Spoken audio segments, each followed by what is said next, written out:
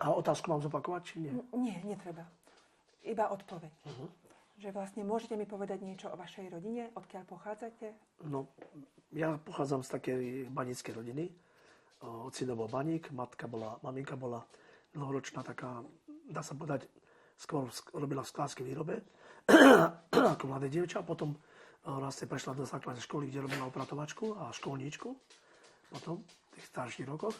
No a súrodencov mám, dá sa povedať, mal som 3 a už mám len 2. Sestra už umrela pred rokom a rodičov tiež už nemám. A myslím si, že naša rodina vlastne bola takým príkladom Kokave nad Rimavicou, lebo vlastne my ako prví Romovia sme postavili, ocino postavil murovaný dom na ulici medzi neromami a vlastne, lebo vedľa asi 100 metrov je od nás rómska taká ulica, kde žijú len Romovia. Nie je to osada, ale ulica. No a ocinko si dovolil v tých časoch, si dovolil postaviť dom a dnes vlastne nahrávame v ňom. Takže pre mňa to bola taká hrdosť, lebo vlastne ako baník si robil dlho rokov v Ostrave a zarobil si peniažky. Vlastne už tam maminka ho stále čakala aj dlho, aj mesiac. Po mesiac sa vracal domov každý rok. A takto vlastne ocino dostávajú ocenenie, ako zaslúžili a najlepší pracovník ako baní v Ostrave. Takže to sa bolo také uznanie, zaslúžené uznanie. A dodnes máme ten plagát vlastne diplom doma. No, myslím si, že sme z takej strednej vrstve pochádzame v rodine. Nikdy sme si myslím, že neboli takí veľmi chudobní. Ja asi tak nepamätám. Ale isté rodičia žili v takých skromných, chudobných rodinách. Tedy to bolo tak u Romov. A vlastne vaši starí rodičia boli vlastne tiež z Kokavy nad Rimavicou? Áno, starí rodičia boli z Kokavy nad Rimavicou. Jedni boli po matkinej strane boli z Kokavy. Starky, to viem, bol vychýrený hudobník. A po otcovej stránke otec pochádzal z Núšti, čas Likier. A vlastne on pochádzal z takej polovičnej, dá sa povedať, rómskej, lebo matka jeho bola polovičná Rómka, Šťuková sa volala za Slobodná. A to je také nezvyčajné, nerómske prízvisko. A potom vlastne žila s mojím starkým, ale to už bol Róm. No a vlastne oni vychovali 10 súrodencov, takže moja matka pochádza tiež z 6. Vtedy to bolo také bežné u neromov mať toľko detí, A myslím, že tie časy boli asi také iné, že nehľadilo sa na to, že treba ťažko vychovávať deti, ale ľahko sa vychovalo, lebo dá sa povedať, že skromnejšie sa žilo. Takže a aj zdravšie vychovávali deti. A vlastne, čo by ste nám vedeli povedať o tom živote pred vojnou týchto vašich starých rodičov? No, veľmi také tie poznatky nemám o tom, ale viem, že moji starí rodičia vtedy ako Romovia bolo veľmi ťažko sa presadiť, že robota, práca bola, jasné, a väčšinou Romovia robili dosť ťažké výkopové práce predtým ako starky. A môj starky po tejto strane, maminej, on si zarábal hudbou, takže to bolo vynikajúce. A starka slúžila ako slúžka, potom to pokračovala aj moja maminka, slúžila u gazdovcov a vlastne, keď mala toľko veľa detí, tak sa mi zdá, že ich bolo 8, možno že klamem, ale asi tak cca 8. Ale viem som to, že sa dopátra v tom, že starka vlastne dostávala za tú robotu u tých gazdov, dostávala slaninu, klobásku a masť. A to bolo veľmi dôležité vtedy na prežitie. No a starky ten hrával, dá sa povedať, po všelijakých tých všelijakých pánoch, ktorých zavolali hrať a zarábali peniažky. A vlastne jeho kapela bola tiež rodina. Teraz chvíľku počkáme. A jeho... Vypni to, No, v druhej izbe.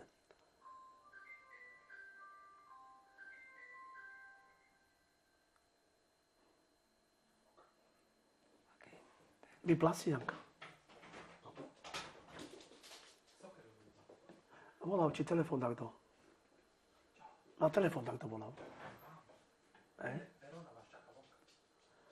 Verona, nemôžem už teraz ísť. Vieš čo, povedz, že jej donesiem ja. Hej. A vlastne váš starý otec hudobník mal vlastne kapelu tiež z príbuzných? Áno, Alebo... áno, z Kokavy. A Z tej ulice. Volalo sa to ulica Kyseľovo. A tam žilo veľa hudobníkov, dá sa povedať. Ja to neviem vypnutím. Sa nedá nahrávať. A to počuť tam? No a veľmi. Stíšli to, ja to neviem. A vypneš aj takto one volajú pázmek. Ona má taký mobil. No, tu je už tišine. Môžu volať, koľko chcú. Dobre, môžu volať, koľko chcú. Už som stíšil celkom. Super, ďakujeme. Ďakujem pekne. Môžeme sa vrátiť k otázke.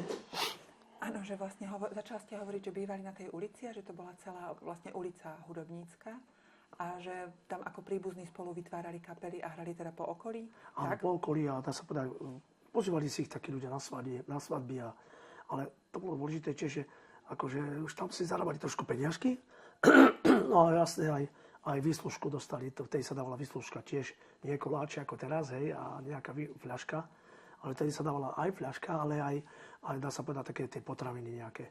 Tiež takisto klobáska, slaninka, takže tam to bolo veľmi výhodné pre mojich starých rodičov, lebo proste tá hudba išla vtedy, hej.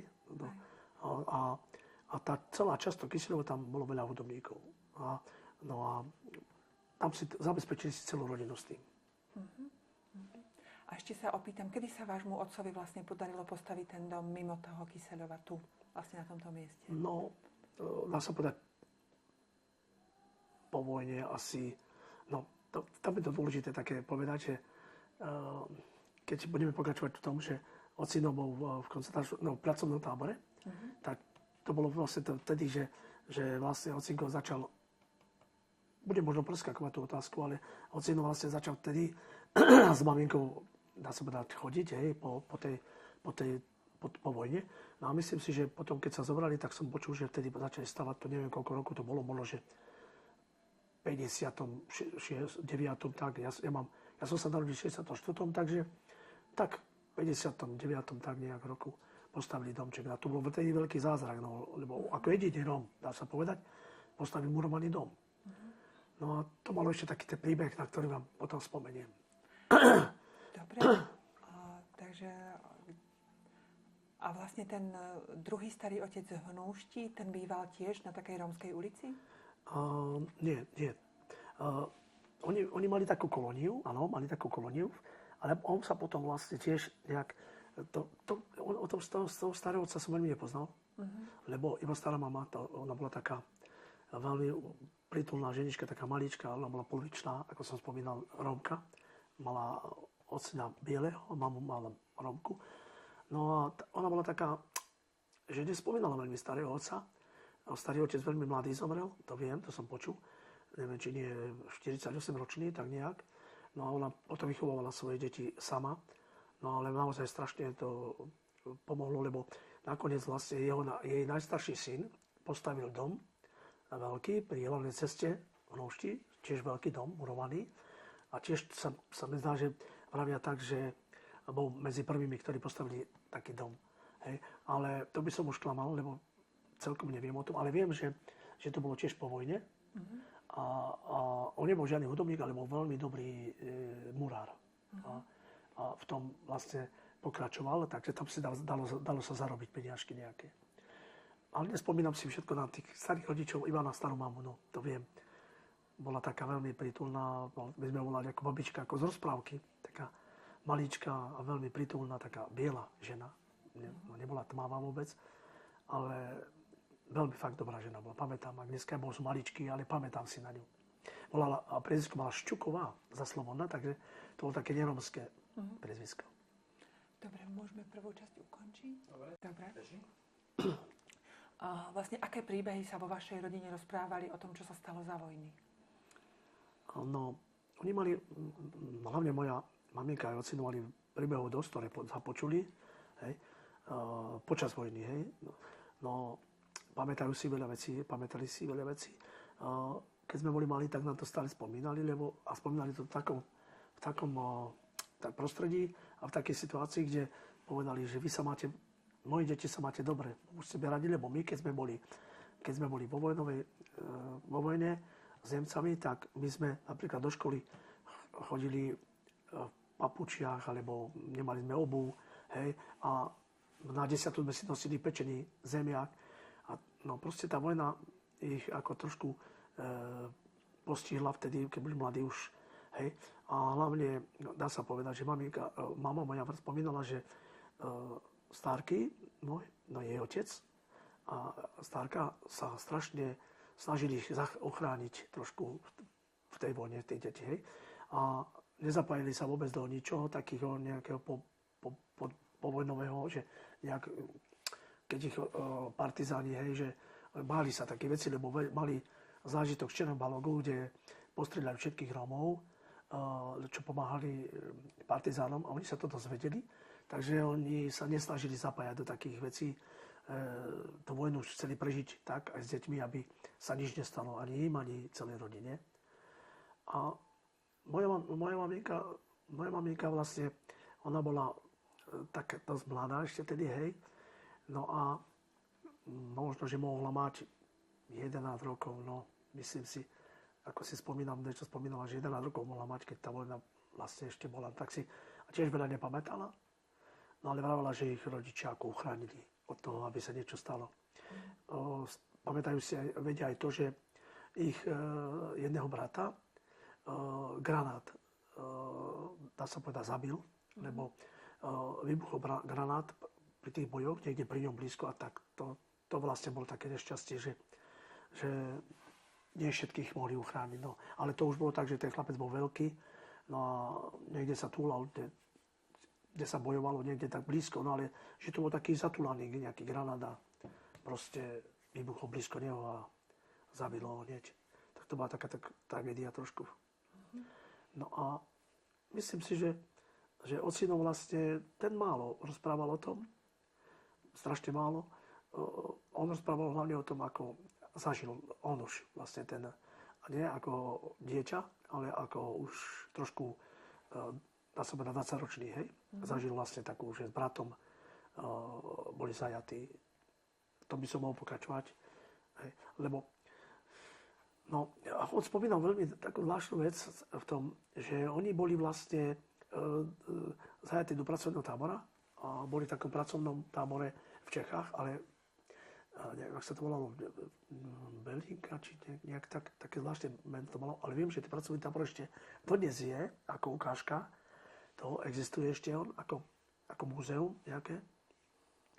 No a on spomínal na tým, že ku ním v tom pracovnom tábore neboli takí zlí, alebo bachári, ako tí bachári sa pravili, hej, tí boli Slováci. No a vlastne tedy bola aj tá Hlinková, hej, garda a tak. No a on vravel, že ako k ním neboli zlí, len už bolo povedané, že budú prevelení do takýchto táborov. Nie pracovných, ale do zaisťovacích. A tam sa už dozvedeli, že tam v tých zaisťovacích táboroch budú mať problém. Že budú mať problém, že tam už aj zabíjajú ľudí. No. To sa dozvedeli. Takže oni sa zachránili strašne výborným spôsobom, že oslovili jedného Nemca, že vedia opravovať hodinky. Videli, že má stále pokazené hodinky, že stále hľadel na hodinky, to bol zaujímavý zážitok. Tak ho oslovili, že aby im opravil, že či by neopravili mu tie hodinky. A oni povedali, že ho opravia. Tak oni dvaja bratia, boli spolu v tom zajati, tak oni dvaja bratia, mu tie hodinky sa im podarilo opraviť. A on ich pustil v noci nejak, im pustil, normálne ich otvoril, one ušli z toho pracovného tábora. Veľké šťastie, no ale oni z Čech až na Slovensko vlastne sa vybrali pešo, hej, po horách, jedli jablká, vraveli, že strašne náročné to bolo, hľadovali, hej, niekde im aj pomohli, niečo im dali, ale že potom ich ako vyhlásili po nich patranie a hľadali ich, a to ocino spomínal dlho rokov, že skryli sa takého pánovi a ten im pravil, no musíte ku mne nie, lebo nájdú vás u mňa a vystrieľajú nás. Tak choďte do Senáša, tak sa to volalo, hej, a zahrabte sa čím najhlbšie a tam počkajte, lebo 100% prídu, lebo už sme počuli, že vás hľadajú. No a že vraj Nemci, ten príbeh bol taký krásny, že Nemci naozaj išli hľadať ich, našli toho pána, že niekto im povedal, že asi smerom sem išli. Ten pán povedal, nie, tu nie je nikto, môžete hľadať. Tak hľadali celý dom, no to už sa dozvedel potom otec, hej, a s bratom. No a oni počujú, že otvorili sa dvere na tom Senáši, lebo to bolo, ako dneska sa to volá, no, také drevené to bolo proste. Seník, hej, a upločený seník, hej. No a že počuli, ak niekto už tam ide. No a že vraj údajne zobrali vidly a skúšali, či tam niekto nie je. No a že oni boli skoro na sebe, otec takže milimetre, že dotyk do brucha, že ako dostal jeho brat. Iba dotyk, že to také šťastie bolo, že ani nevykrikol. No tak našťastie, že nič nenašli, odišli a oni sa tak zachránili. Ale počas tej puti ich chytili Rusi, Američania. Američania oslobozovali tedy čas Čiech. Áno.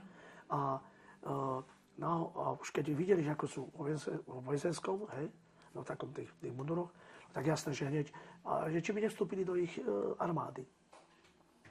A oni ich zobrali potom so sebou, tí Američania, oni do takých tých zbieracích táborov a tam vlastne prežili takú vec, že presvedčali do americkej armády, dali im všetko už. Oni aj podpísali, dá sa povedať, takú, že podpísali a išli do Kokavy. On išiel do Kokavy, lebo už s mojou maminkou už spolu chodili, tak trošku sa navštevovali. A on si išiel popýtať moju manželku, už skoro koniec oného vojny bolo. A v 44. tak nejak, takže už skoro koniec vojny bolo. A on išiel popýtať moju maminku o ruku a prišiel v americkej uniforme. A to dodnes v Kokave spomínali dlho rokov tí starí Romovia, aj neromovia, že otec prišiel v americkej uniforme, mal kort a dlho to mali na padláši doma, pod strechou a dlho. Ale potom to nejak zmizlo, škoda, lebo to sa mohlo zachovať. No ale nakoniec vstúpil do americkej armády. Maminkou sa zobrali a ostali spolu. A toto bol taký príbeh ich. Maminka spomína tú vojnu, čo zažila ona, že ona vraví, jeden čas, ona vravala, že Nemci prišli k ním domov a pýtali len jedlo, že neboli zlí. Akože toto spomínala aj na jednom videu, čo sme mali, a že ona neboli zlí, že pýtali si jedlo, ale to už bolo pred koncom vojny. Takže ja si myslím, že oni už sa báli toho, že vedeli, že prehrajú tú vojnu. No ale že až zo 10 ľudí jedlo a Nemci normálne, že dali dole čiapky, to spomínala, no, že deti sa triasli, hej, a aj stará mama, no ale že im dala jesť všetko, a že boli veľmi, že nemecky poďakovali, Dankeschön, že dneska to vraví moja mama, nevedela nemecky. Že povedali slovo Dankeschön, a potom sa dozvedela, že to ďakujem. No. A ona tak veľmi nepamätá sa, bola 11 rokov mala, takže ona si nepamätá. No, pred vojnou potom už vlastne, no. Vojna trvala do 45. Do 45. No. Hej. No, ociko si ubral skoro, sa mi zdá, že 14 ročnú. No, takže, no bral, no, žili spolu. No, tedy sa nebrali, potom sa už vzdali. No, ale akože, fakt, ten zážitok bol môj ocino dosť taký, že pracoval na tábore. A potom vlastne on dostal tiež takú tú odmenu, hej, dostali ja vlastne tú, ak sa to povedalo, ak sa to písalo vtedy, že dostali vlastne také odškodnenie, hej? Takže oni tiež dostali odškodnenie a plus ocino bral každý mesiac tú finančnú hodnotu. Neviem, či to volali to nejak 50-ka, alebo ako to volali, tak to nazývali vtedy. Hej, ja to dozistím, ako to nazývali. Ako to nazývali, hej. A on bol v tom. Ale potreboval svedkov, nebolo také ľahké. Oni potrebovali svedkov na to, aby potvrdili, že bol on alebo jeho brat v tom pracovnom tábore. No a to bolo veľmi ťažké dopatrať sa tých ďalších. Oni si pamätali, že nejaký z Čiech taký tam bol, hej. Lebo tam neboli len Romovia a neromovia. tak našli jedného, sa im podarilo po 2 rokoch nájsť jedného, ktorí dopatrali sa, ktorý im prisvedčilo, že boli s ním v pracovnom tábore. No, lebo to bolo dokazované, museli dokazovať. Vlastne to bolo vlastne často na konci vojny, že museli vlastne ísť na nejaké nútené práce. Áno, Na niečo také, áno. pravdepodobne. Vybrali ľudí na pracovný tábor, takže nútené práce, áno. Bez nárokov na nejaké financie. Hej. No nebol to tábor taký, hej, ako zberný tábor, ale pracovný tábor. Pracovný tábor. Pracovali každý deň. 16 hodín. Hej. Tak práve ocino. A vlastne váš ocino sa tam dostal tak, že tu bol vlastne zajatý, alebo tu bol zajatý a previezli ho. On žil v Lúšti, takže v Lúšti bol zajatý aj s bratom a videli, že zajatý, všetky mladých tých, ktorí videli, že sú tak nejak vypadali silní, tak Nemci ich brali do pracovných táborov. Videli, že nejak chorých nebrali isto. Iba videli takých, že silný ideš. Takže tak. A oni si mysleli, že, lebo oni počuli, čo sa robí v táboroch, tých ostatných, hej. Počkáme chvíľku.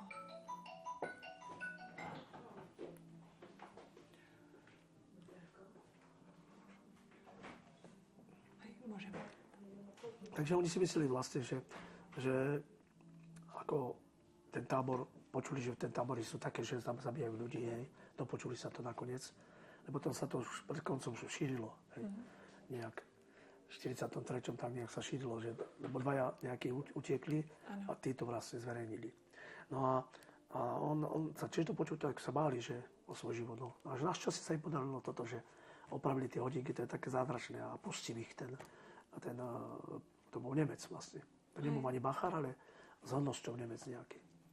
No ale potom ich hľadali, takže mali šťastie. No, on to spomínal už veľmi dlho.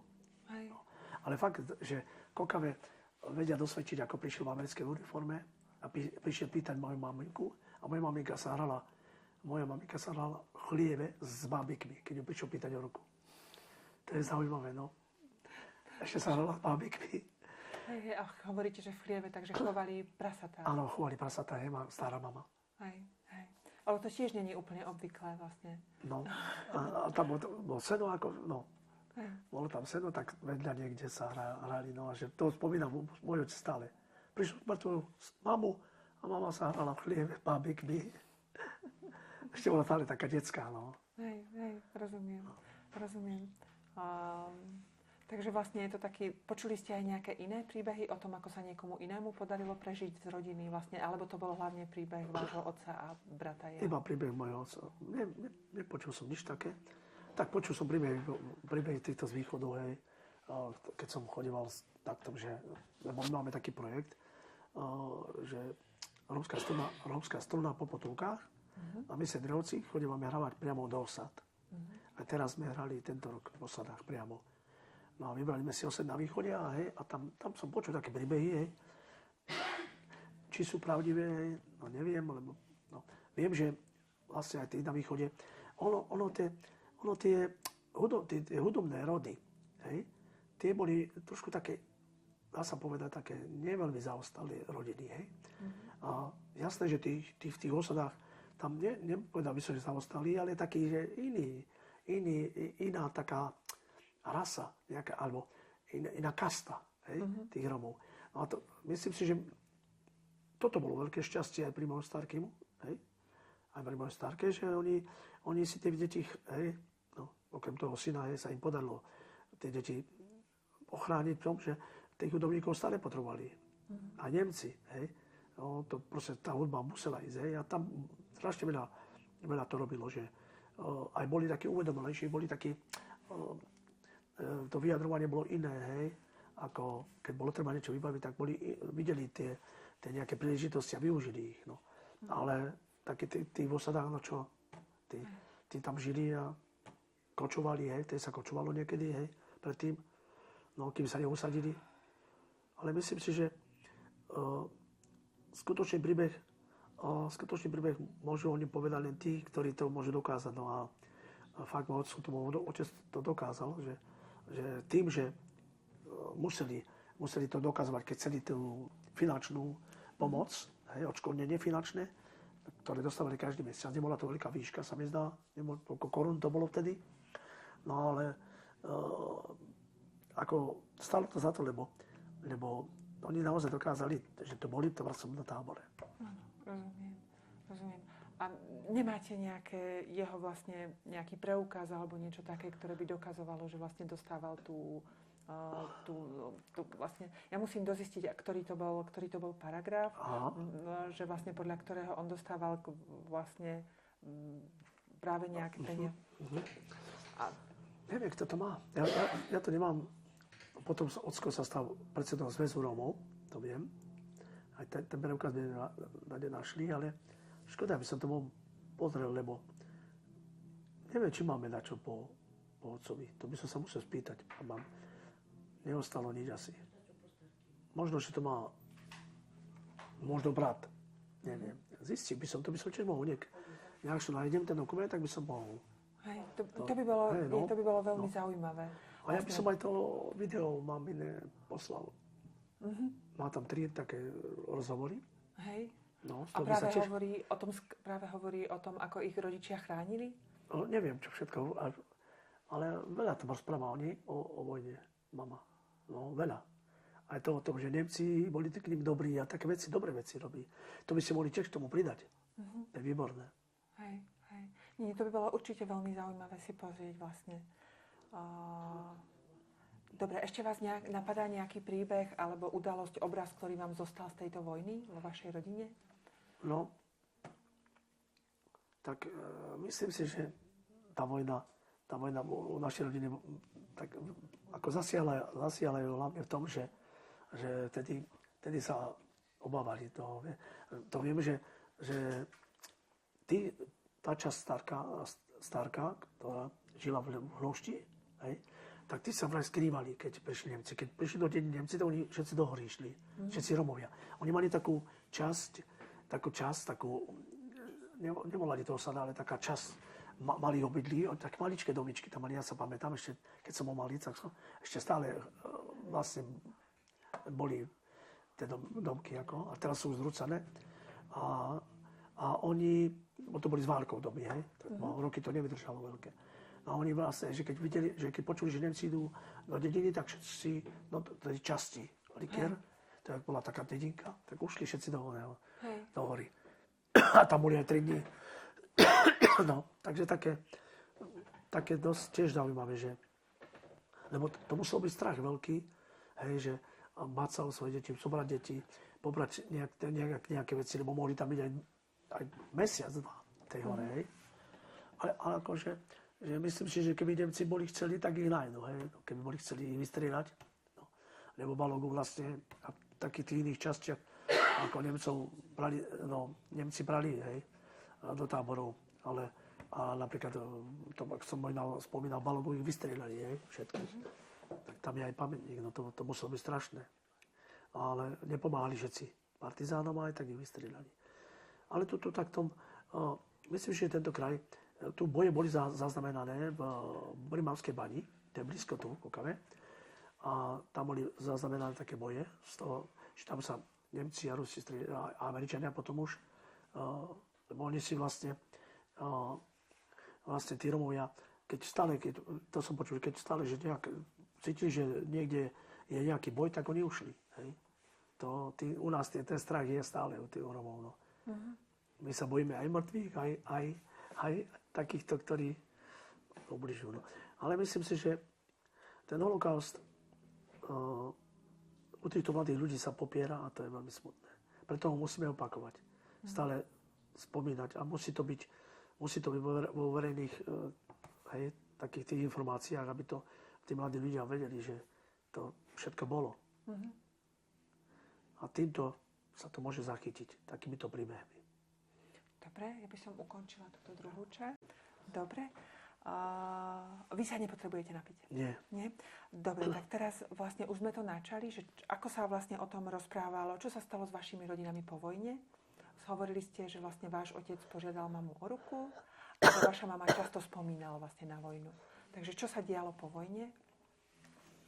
No, po vojne viem, že tam sa narodil môj najstarší brat, už sa tam založila potom rodina. Otcinko, ako som spomínal, postavil dom, začal stavať dom. Hej. Získal pozemok na obci a stal sa predsedou Zväzu Romov kvôli tomu dôvodu toho, že otec bol, hej, ako bol v tom období vojny bol vlastne, hej, a prešiel tú vojnu a tak to bola taká odmena pre ňo, že sa stal predsedom Zväzu Romov. A viem, že mám veľké aktivity. Maminka sa tiež zapájala do toho a boli to aktivity v rámci toho tiež pripomenúť, že ako Romovia trpeli počas vojny. Na to, tam tedy projekty neboli žiadne, hej, ale ten zväz sa snažil vlastne ten rómsky národ dať dokopy, hej, aj pri tých voľbách, hej, už tedy boli voľby, jasné, a dať dokopy tých Rómov a dávať, napríklad robili sa veľké turnaje fotbalové, kde sa spomínalo, že kto vo vojne čo zažil a tak, hej, a otec tam bol stále spomínaný. No a bol vážený, kvôli tomu bol veľmi vážený človek, lebo vlastne on prežil tú vojnu, hej, a prežil ju tak, ako v pracovnom tábore. Takže bol veľmi vážený medzi Romami a bol veľmi taký, že vedel aj možno usmerniť tých niektorých Romov a strašne veľa ľudí chodilo na poradenstvo k nemu. A vedel poradiť, vedel sa dostať bližšie na inštitúcie, také tie, hej, MNV, hej, to tým bolo. No a aj kvôli tomu, že vedeli, že prišiel, že bol vlákaný do tej americkej armády, no a stále mu to vytýkali, že prečo nešiel. No, hej, no ale to všetko je osud, no, proste. No a keď postavili dom, tak snažili sa zamestnať. No otec iste sa stal baníkom, hej, dlho rokov bol baník, až doživotne. Potom vlastne aj to umrtie jeho bolo s tým, že mal zaprašené pľúca, volalo sa to silikóza. To boli zaprašené pľúca od tých baní, keď sa tam striedalo. No maminka bola opratovačka a fakt tedy základná škola bola vedľa nás asi 30 metrov od nás, kde sme žili.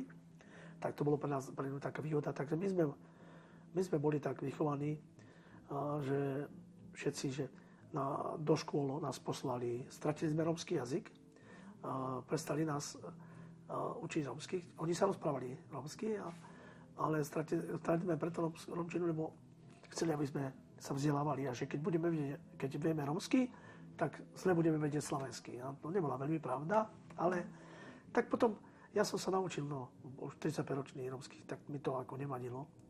Ale škoda, tá identita sa pomaly strácala. Hej.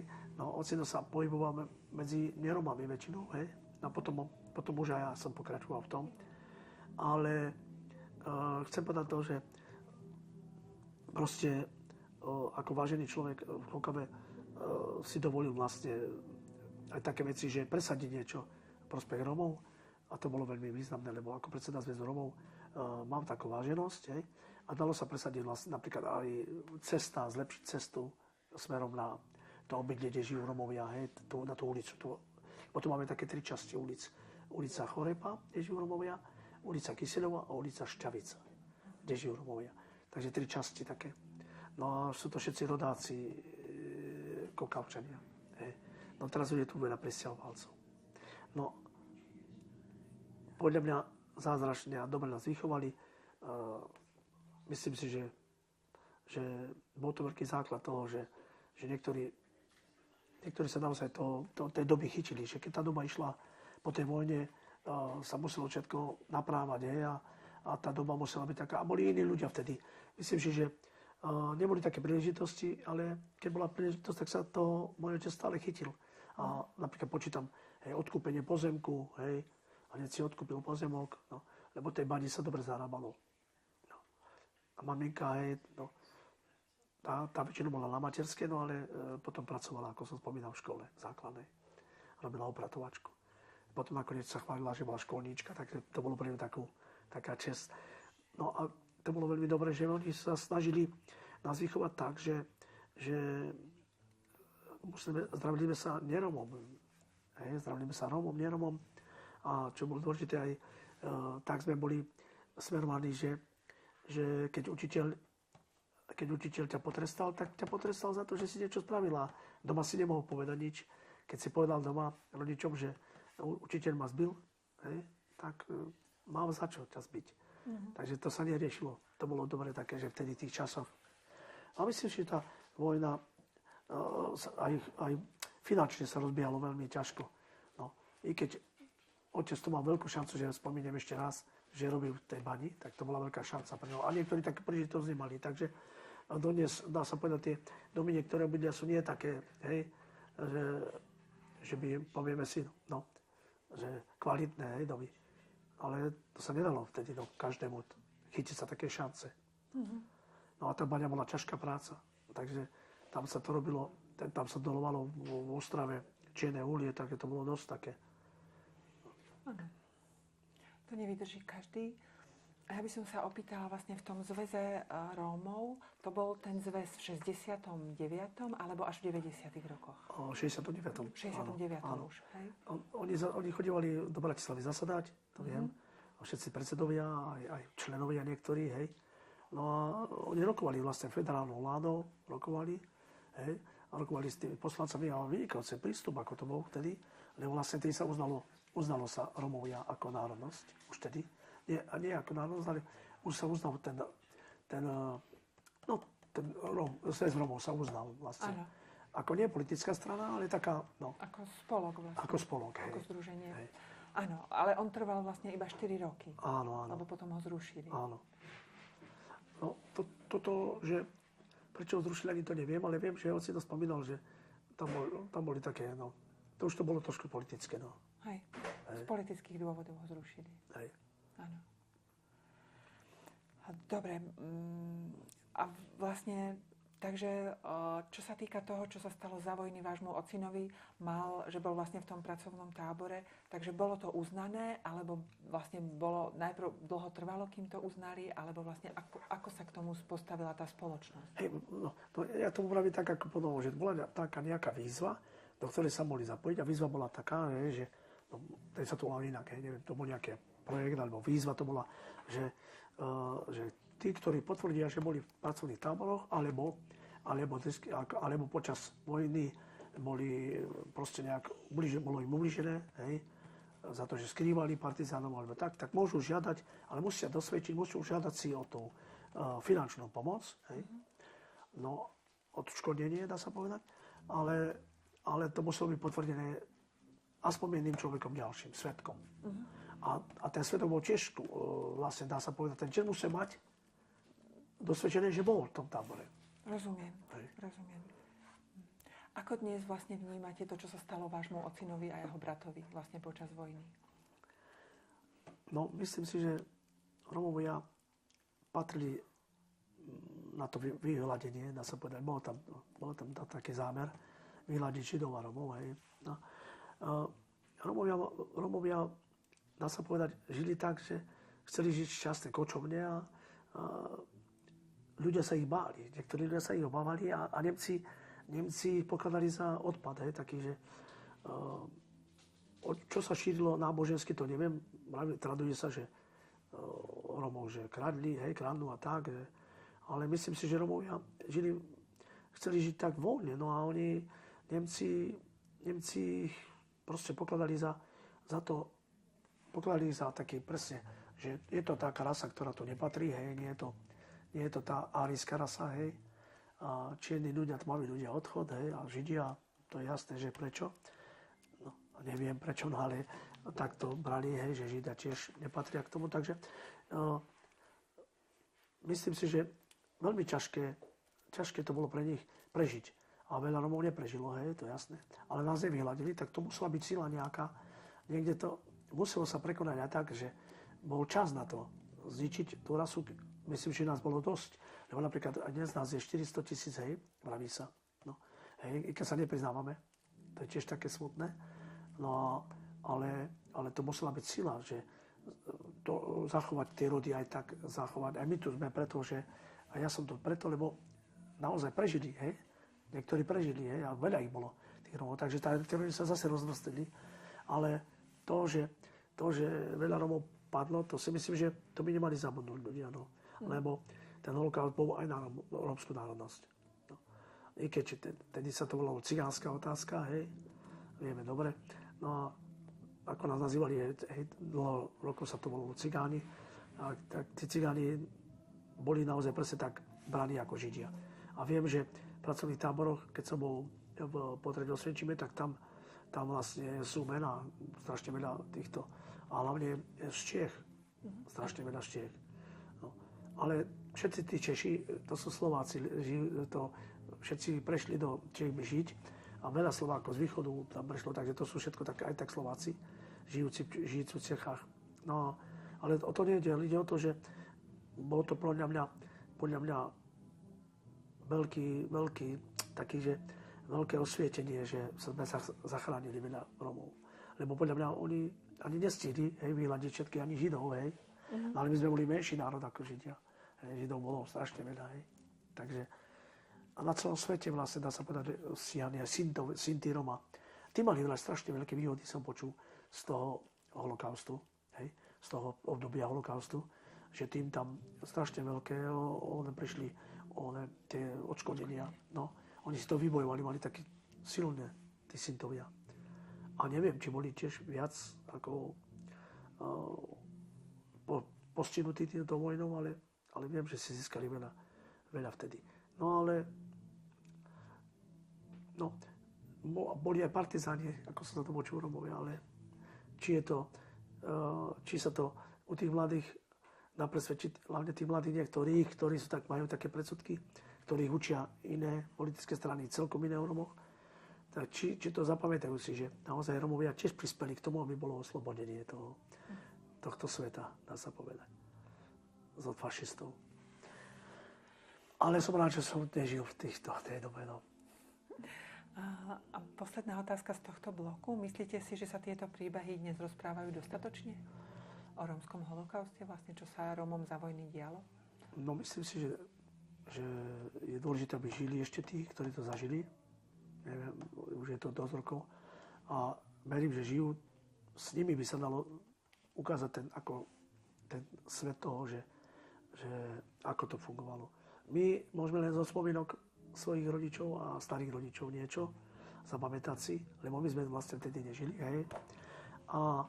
Ale myslím si, že keď sa to zmapuje a takým nejakým dokumentom sa to ukáže tým ľuďom a malo by sa to prezentovať v školách, v základných školách by sa o tom malo učiť, povinne sa učiť o tom a nezanedbať to, lebo ten holokaust sa môže vrátiť. A tak to musíme poukázať, že toto už nesmie byť. Tak treba o to bojovať a to je aj z vašej strany. Vy nie Rómovia nám to musíte pomôcť, lebo my Rómovia v tomto nie sme takí, dá sa povedať, súdržní. My ako národ by sme nemohli mať svoju vlast, lebo my celkové u nás to rómstvo nie je také silné. A aspoň, že nám nebolo vštepované to rómstvo také silné. A my niektorí sme hrdí, že sme Rómovia. A u nás v obci sa priznalo 700 Rómov, sa priznalo len 80 Rómov za rómsku národnosť. A to je presne to, že sa obávajú sa toho znova, že príde niečo také, ako je holokaust na Rómov a že oni si myslia, že budú zachránení. Nie. Proste na nás vidno, že sme Rómovia. A napríklad my Sedrevci, ako hudba, my to tak necítime, že my dodnes necítime také veľké predsudky, ale cítime, že zmenila sa doba veľmi, že znova nejaká tá sila toho fašizmu sa znova akože škoda, že ako by som to mohol vyjadriť, že sa nie že vracia, nedovolíme tomu, aby sa to vrátilo, ale nachádzajú sa ľudia, ktorí to zneužívajú, alebo využívajú v prospech toho, že Rómovia sú stále zlí, Rómovia to plynú, Rómovia, nevieme, aká politická strana to bola. A toho sa obávame, že to sa môže vrátiť. Preto treba ten holokaust spomínať, preto treba tie vojnové zážitky dať na vedomie ľuďom a hlavne nám pomôže verejnoprávne niečo, televízia, noviny a škola. V škole sa musia učiť od malička. Musí byť hodina takýchto vecí. Hodina osobitná, ktorá pomôže vštepovať, že áno, bolo to. A takýmito dokumentami a takýmito príbehmi sa to dá zachovať. Ďakujem. To je koniec tretej časti. Môžem. Čo by ste chceli, aby ľudia pochopili o živote Rómov vlastne za druhej svetovej vojny? Čo by bol taký odkaz? Počas druhej svetovej vojny Rómovia prežili tiež ťažkú dobu, ako všetci na Slovensku možno. Myslím si, že veľa ľudí prežilo len tú vojnu. Takže, aby nezabudli na Slovensku, že Rómovia boli v tom istom a možno horšom, lebo boli stíhaní kvôli etniku. Takže odkaz pre mňa je len uvedomiť si, že tu spolu žijeme na Slovensku a chceme tu žiť my na Slovensku. Chceme žiť s vami, neromami a chceme byť súčasťou tohto života, lepšieho života, ako bol predtým. A tiež takisto každý, aj nerom to chce. Takže my chceme tu s vami žiť, chceme tu žiť, sme súčasťou Slovenska, takže my sme na to hrdí. A preto odkazujeme, že Slovensko si nedáme a chceme s vami spoločne žiť tu. A chceme žiť oveľa lepší život, ako žili naši predkovia. Ďakujem pekne. A posledná otázka je, keby ste sa dnes mohli, keď sa dneska rozprávate vlastne výzhodne s mladými ľuďmi, čo im hovoríte vlastne o tom holokauste Rómov? Tak, jeden príklad je tomto, že ten holokaust, ako som spomenul, že napríklad to vidno na tých osadách na východnom Slovensku, a je to aj na strednom Slovensku, a nie je v zlom, vravím, ale v tom, že to vidno, že ten holokaust ich možno na to východnom Slovensku viac postihol v tom, že tí zastali tú dobu ľudia. A ja vravím stále našim deťom príklad, pozrite sa, ako žijete vy, ako žijú tí deti v tých osadách, ako ťažko žijú. Hej, aj tí rodičia ich, že nevedia si nájsť prácu, nevedia, tak myslím, že to stále ako keby zastala tá doba u nich, u tých Romov a už ešte po vojne, hej. Ale nie je to tak, že by to nechceli zmeniť ten život, ale nikto nenašiel ešte nejakú námet toho, nejakú cestu toho, aby sa zlepšil ten život u Romov. A prajem práve to, že by som veľmi poprial, aby sa to zmenilo. Lebo takto sa žiť nedá bez vody, bez oného. A v dnešnej dobe, veď tá vojna bola hrozná, hej, tak budovalo sa všetko nové, hej, po vojne. Postavili sa, plno bývaní sa postavilo za komunistov, prepáčte, že nespomínal komunistov kvôli tomu, ale postavilo sa strašne veľa bytoviek, dodnes stoja.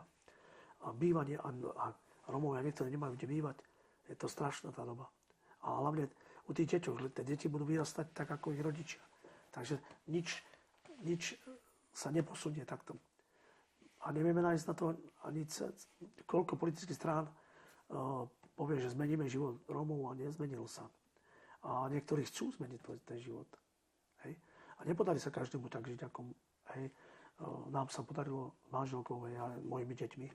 To nie, každý má takú príležitosť. My sme mali príležitosť, využili sme ju v prospech zlepšenia života. Hej. Ale nie každý má takú príležitosť, takže prajem všetkým, aby na tú vojnu spomenuli, aby sa spomenula tým deťom tá vojna, lebo majú sa lepšie niektoré deti rómske a možno záleží veľa na rodičoch. Takže aj tí rodičia musia ísť domov. Dnes sa musí ísť domov. Keď sa nejde z domov, si dole. Skončíš dole a tak budeš žiť do konca života. Ďakujem veľmi pekne. Môžeme to ukončiť.